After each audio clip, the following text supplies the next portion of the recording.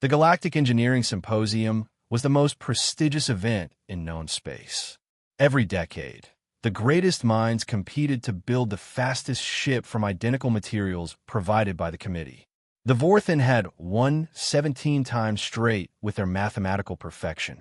The Zalari came close with their quantum harmonics. No one else stood a chance. Then humanity sent Becca Martinez, a maintenance engineer from a Mars scrapyard.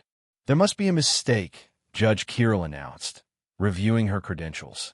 You're not even a theoretical physicist. You fix garbage haulers. Yep, Becca said, chewing gum while examining the regulation materials. Fixed about 3,000 of them. Also mining rigs, colony ships, and one ice cream truck that somehow got stuck in Jupiter's orbit. The crowd laughed. The Vorthen chief engineer, Zalix, didn't even acknowledge her existence. The rules were simple. Build a ship in 72 hours using only the provided materials. Fastest ship to complete the test course wins. The materials were precisely calculated. Enough for a standard vessel, nothing more.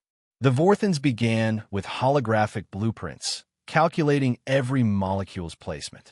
The Zalari meditated to achieve quantum unity with their materials. The Krex started forge welding with surgical precision. Becca pulled out duct tape. Excuse me, Judge Kirill interjected.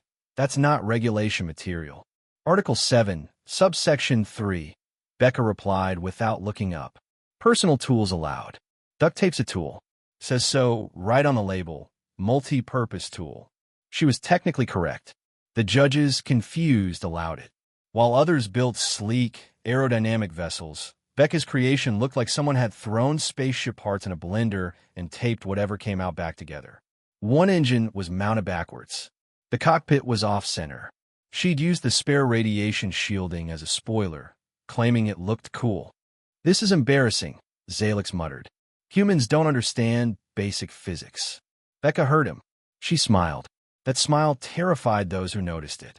The day of the race, 20 perfect ships lined up. Then there was Becca's monstrosity, held together by duct tape, hope, and what appeared to be chewing gum on one panel.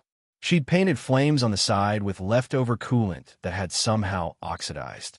Racers ready, the announcer called.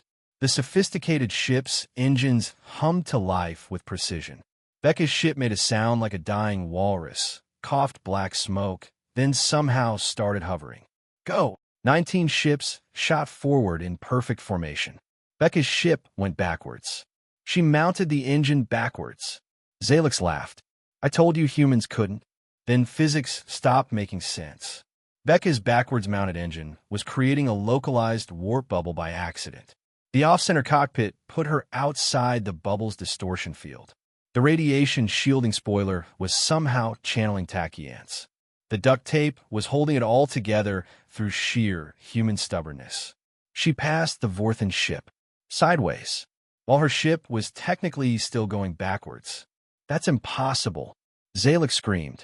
Nah, Becca said over comms, now somehow ahead of everyone while her ship did a barrel roll. See, you all built perfect ships, but perfect ships follow physics. I built a broken ship. Physics is so confused, it just lets me through. The judges were frantically checking regulations. Nothing said the ship had to fly forwards, or right side up, or make sense.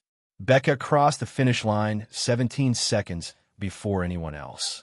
Her ship immediately fell apart upon landing, leaving her standing in a pile of scrap, holding the checkered flag. How? Judge Kirill demanded. You guys optimize for perfection, Becca explained, using the prize money to light a cigarette. Humans optimize for good enough to work. Your ships do exactly what they're supposed to. Mine did what I needed it to. There's a difference. But the physics... Look, I've fixed 3,000 garbage haulers. You know what I learned? Sometimes things work better broken. My coffee maker makes better coffee since I dropped it. My car runs smoother since that asteroid dent. And this ship, she kicked a piece of scrap, flew better backwards than your perfect ones did forwards. The Galactic Engineering Committee spent 3 years analyzing her design. They concluded it shouldn't have flown at all. The fact that it won was attributed to what they officially termed the human factor, the ability to succeed through pure stubborn refusal to acknowledge impossibility. Becca was already back on Mars, using her prize money to open Becca's scrap and repair. We fix it wrong until it works right.